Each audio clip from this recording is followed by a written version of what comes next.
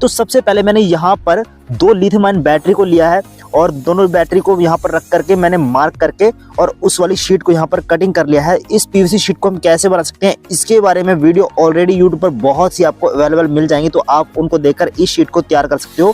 तो यहाँ पर मैंने आगे पीछे से सभी तरफ से मार्क करके इस वाली शीट को यहाँ पर कट कर लिया है और उसके बाद मैं यहाँ पर 1.5 इंची पीवीसी पाइप ले रहा हूँ। तो इसको यहाँ पर आपको इस हिसाब से कट करना है ताकि जो लिथियम आयन बैटरी है वो इसके अंदर आ जाए और दोनों हिस्सों को हम यहाँ पर कट कर लेंगे ताकि थोड़ा इसका राउंड शेप जो है वो आ सके। तो दोनों को मैंने इक्वली कट कर लिया है और दोनों को हम यहाँ पर फेविक्विक की मदद से जोड़ लेंगे और दोनों हिस्सों को इस तरह से जोड़ेंगे ताकि इसकी जो फिनिशिंग है वो भी बढ़िया से आ सके और यहाँ के इसके अंदर हमारी जो लिथियम आयन बैटरी है वो भी अच्छे से फिट हो सके।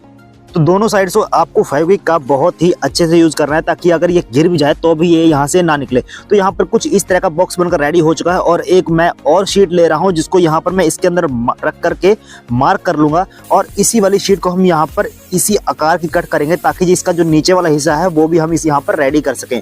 तो इस हिस्से के अंदर ही हमारी जो है वह बैटरी फिट होने वाली है और बैटरी को भी हम कुछ इस तरह से फिट करेंगे ताकि हमारा जो एलिमेंट और बैटरी है साथ ही साथ इसके अंदर हम चार्जिंग मॉड्यूल लगाने वाले हैं वो सभी कुछ इसके अंदर आसानी से फिट हो जाए, कोई भी बिना किसी दिक्कत के। तो यहाँ पर हमने इस वाली शीट को भी यहाँ पर अच्छे से फिट कर लिया है।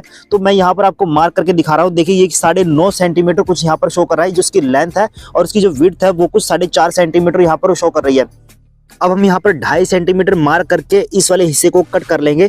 यहीं पर हमारा जो एलिमेंट है वो फिट होने वाला है जिसके थ्रू हम अपने पटाखे वगैरह कुछ भी फोड़ सकते हैं। तो यहाँ पर कुछ आपको इस तरह से इसको कट करना है ताकि एलिमेंट जो है वो इसके अंदर ही फिट हो। थोड़ा अगर बाहर रहने लग गया तो वो इसका जो बॉक्स है वो फिट नहीं हो पाएगा। तो आपको इस चीज़ का खास तौर पर ध्यान रखना है। एलिमेंट आपको कुछ इसी तरह से रेडी करना है ताकि वो एलिमेंट इसके अंदर आसानी से फिट हो जाए, ताकि हमारा जो बॉक्स है जैसे हमारा एयरपोर्ट का बॉक्स होता है कुछ इसी तरह से हम इसको बनाने वाले हैं। तो यहाँ पर मैंने एक और पीवीसी शीट ली है और इसी पीवीसी शीट को हम यहाँ पर एलिमेंट के तौर पर यूज करने वाले हैं जिसके अंदर हम जो नाइक्रो वायर हमारी होती है वो लगाने वाले हैं। तो दोस्तों यहाँ पर हमारा बॉक्स जो है वो रेडी हो चुका है जो कि इस बॉक्स के अंदर अच्छे से फिट हो रहा है। तो यहाँ पर मैंने दोनों साइड से होल कर लिया है और यहाँ पर मैं बिजली वाले स्क्रू ले रहा हूँ। ये आपको इलेक्ट्रॉनिक शॉप पर आसानी से मिल जाएंगे। इसी के अंदर हम अपने एलिमेंट को यूज करने वाले हैं ताकि जो हमारी प्लास्टिक है जो हमने पीवीसी शीट यहाँ पर लगाई है वो मेल्ट ना हो, जो हीटिंग है वो इसके अंदर ही रह जाए। तो इसके ऊपर मैंने यहाँ पर 2 वायर शोल्ड कर लिए हैं और जो हमने साइड पर होल किया था उसके अंदर हम इसको डालेंगे। तो यहाँ पर मैं नाइक्रोम वायर ले रहा हूँ और इसके मैं यहाँ पर 5 राउंड दे रहा हूँ। तो गलती से मैंने इसके 5 राउंड दे दिए थे दोस्तों, आपको 5 राउंड नहीं देने, तो आपको सिर्फ 1 राउंड देना है क्योंकि हम इसे 4 वोल्ट पर यूज करने वाले हैं। अगर आपने इसके अंदर 5 राउंड दे दिए तो वो ज्यादा लोड की बन जाएगी और ये काफी देर में हिट होगी। तो आपको इस चीज का खास तौर पर ध्यान रखना है कि आपको सिर्फ 1 ही राउंड देना है। मैंने यहाँ पर गलती से 5 राउंड दे दिए क्योंकि मैं पहली बार इस चीज को बना रहा था तो मुझे कुछ आइडिया नहीं था, तो इसलिए मैंने यहाँ पर 5 राउंड दे दिए। लेकिन मैं आपको सजेस्ट कर रहा हूँ कि आप इसके अंदर 1 ही राउंड दें क्योंकि नाइक्रोम वायर जो होती है वो 2000 वाट की होती है। तो जैसे आपने नीचे वाले बॉक्स को तैयार किया था वैसे ही आपको ऊपर वाले बॉक्स को तैयार करना है। बस फर्क सिर्फ इतना होगा कि आपको उसकी जो हाइट है वो कम रखनी है, चाहे आप 1.5 इंच भी रख सकते हो या फिर आप 1 इंच भी रख सकते हो।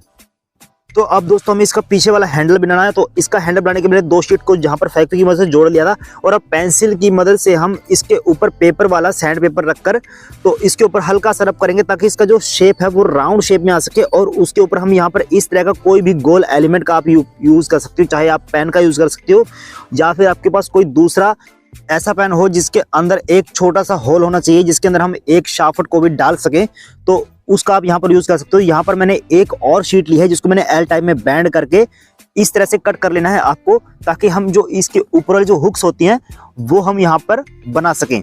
तो फाइनली बारी है अब इन सभी चीजों को फिट करने की। तो इसे फिट करने के लिए सबसे पहले आपको पेपर टेप का यूज करना है ताकि यहाँ से जो अपनी पोजीशन है वो बिल्कुल भी ना हिले और इसके ऊपर जो हमने यहाँ पर हुक्स रेडी किए थे वो अच्छे से फिट जाए। तो एक हुक को यहाँ पर फिट करने के बाद दूसरे साइड से आपको इसके अंदर होल कर लेना है ताकि दूसरी वाली हुक आसानी से यहाँ पर फिट हो सके। तो दोनों हुक को यहाँ पर हम फिट कर लेंगे और दोनों तरफ से मैंने यहाँ पर होल कर लिए हैं। और अब जो मैंने यहाँ पे इसके शाफ्ट यूज कर रहा हूँ ये आपको किसी भी डीसी मोटर के अंदर आसानी से मिल जाएगी। जो भी आपके पास कोई खराब डीसी मोटर है आप उसके अंदर से इस शाफ्ट को आसानी से निकाल सकते हो।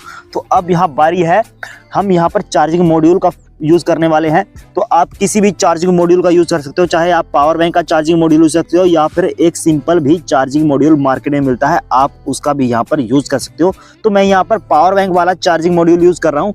तो आपको जो इसका दोनों और बीच वाले पॉइंट्स हैं, जो दूसरा और तीसरा पॉइंट है वो आपस में जोड़ देना है, तभी आपका जो मोबाइल है तो यहाँ पर चार्ज होगा, अगर आप पावर बैंक वाली चार्जिंग मॉड्यूल का यूज कर रहे हो तो। अदरवाइज आपको कोई जरूरत नहीं है इसके अंदर इस तरह से फिटिंग करने की। तो यहाँ पर सबसे पहले मैं चार्जिंग वाली पिन के कनेक्शन कर रहा हूँ, जो कि इसके लेफ्ट और राइट साइड में दिए होते हैं, और उसके बाद हम यहाँ पर पावर बैंक के कनेक्शन करेंगे, जो कि पहली और जो चौथी पिन होती है वो होती है। तो आपको इसका पॉजिटिव नेगेटिव ध्यान रखना है, और इसके अंदर ऐसा कुछ भी नहीं होता अगर आप पावर बैंक वाले चार्जिंग मॉड्यूल का यूज कर रहे हो तो फटाफट से हम इसको फेविक्विक लगाकर यहाँ पर इसको भी अच्छे से जोड़ लेते हैं। तो फेविक्विक आपको ध्यान से डालनी है, अगर इसके फेविक्विक आपकी पिन के ऊपर डल गई तो वो चार्जिंग बिल्कुल भी नहीं करेगा और जो आपकी मेहनत है वो बेकार हो सकती है। तो यहाँ पर जो इंडिकेटर है वो हमने यहाँ पर इस तरह सेट किया है ताकि जो इंडिकेटर है वो बाहर की ओर शो कर सके। तो इसके अंदर मैंने छोटा सा होल भी कर दिया है। तो यहाँ पर बैटरी वाले कनेक्शन भूल गए दोस्तों, तो आपको उसका माइंड बिल्कुल नहीं करना है। तो उसके बाद हम यहाँ पर माइक्रोवेव वाला स्विच को यूज कर रहे हैं, क्योंकि यहाँ पर जो माइक्रोवेव का स्विच होता है वो 10 एम्पेयर का होता है।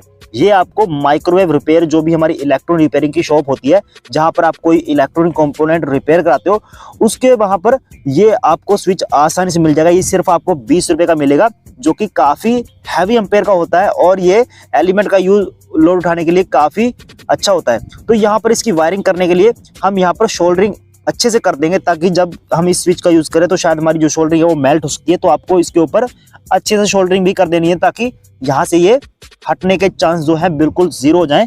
तो उसके बाद हम यहाँ पर जो हमने चार्जिंग मॉड्यूल की वायर्स निकाली थी पॉजिटिव और नेगेटिव, वो इसके ऊपर अच्छे से जोड़ देनी है। तो यहाँ पर मैंने ब्लैक वायर जो है वो माइनस की रखी थी और जो ग्रे वायर है वो प्लस की रखी थी। तो हम कुछ इसी तरह से इसके ऊपर अच्छे से फिट कर देंगे।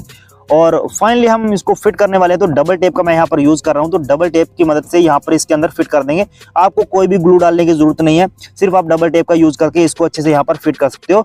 और जैसा कि हमने इसका एलिमेंट यहाँ पर यूज किया था, मैंने आपको बताया था कि मैं यहाँ पर इसका 1 राउंड दे रहा हूँ, क्योंकि मैंने गलती से इसके यहाँ पर 5 राउंड दे दिए, तो बहुत ज्यादा लोड का ये बन गया था।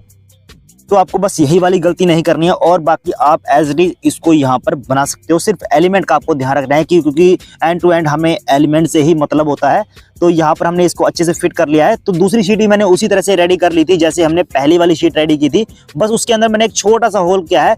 और अब जो हमने यहाँ पर एलिमेंट का यूज किया था, हमने उस वाले हिस्से को कट कर लिया है, ताकि जो हमने इसका ऊपर वाला कवर रेडी किया था वो इसके आगे अच्छे से फिट हो सके। ताकि अगर आपका मतलब अगर हमने पॉकेट के अंदर इस एलिमेंट को डाल भी रखा है, वो स्विच अगर गलती से ऑन हो गया तो वो आगे हीट नहीं होने देगा, आपकी पॉकेट बिल्कुल भी नहीं जलने वाली। इसलिए हमने इसके अंदर भी स्विच रखा था। और जो आगे वाला हिस्सा है वो हमने कुछ इस तरह से रेडी किया था। देखिए अब दोस्तों, यहाँ पर अच्छे से फिट हो रहा है और लॉक भी कुछ वैसे ही हो रहा है जैसा हमारा एयरपोर्ट का बॉक्स लॉक होता है। हमने इसके अंदर कोई मैग्नेट का यूज नहीं किया है, सिर्फ हमने कुछ इस तरह से रेडी किया है ताकि ये इसके अंदर अच्छे से लॉक हो सके। तो देखिए दोस्तों, फाइनली हमने इसके ऊपर पेंट कर लिया है, और अब मैं आपको इसे 1 to 1 करके टेस्ट करके दिखाता हूं कि ये मेल्ट होकर टूट जाए और ना ही इतना कम हो रहा है कि किसी भी चीज को आसानी से जला भी ना पाए। तो देखिए, पहले हमने इसके अंदर माचिस की तीली जो है वो जलाकर दिखाई थी, और कागज को भी आसानी से जला पा रहा है। तो जिसके लिए हमने इसे रेडी किया था वो भी हम इसको टेस्ट कराकर दिखा देते हैं। तो सबसे पहले मैं यहाँ पर इसको चार्जिंग करके दिखा देता हूँ कि ये मोबाइल को भी अच्छे से चार्ज कर पा रहा है। अगर आपको कोई भी डाउट लगे तो आप मुझे कमेंट करके पूछ सकते हो, मैं आपके कमेंट का जरूर आंसर दूंगा। तो फाइनली हम इसको देखिए दोस्तों, यहाँ पर ये चार्ज कर रहा है, और उसके बाद हम यहाँ पर इसको चार्जिंग करके भी मैं आपको दिखा देता हूँ कि अच्छे से ये चार्ज भी कर पा रहा है। तो देखिए दोस्तों, जहां पर हमने इसका रेड इंडिकेटर सेट किया था वो ग्लो होना शुरू हो गया है। तो फाइनली दोस्तों, हम इसके अब पटाखा फोड़ कर भी हम देखते हैं।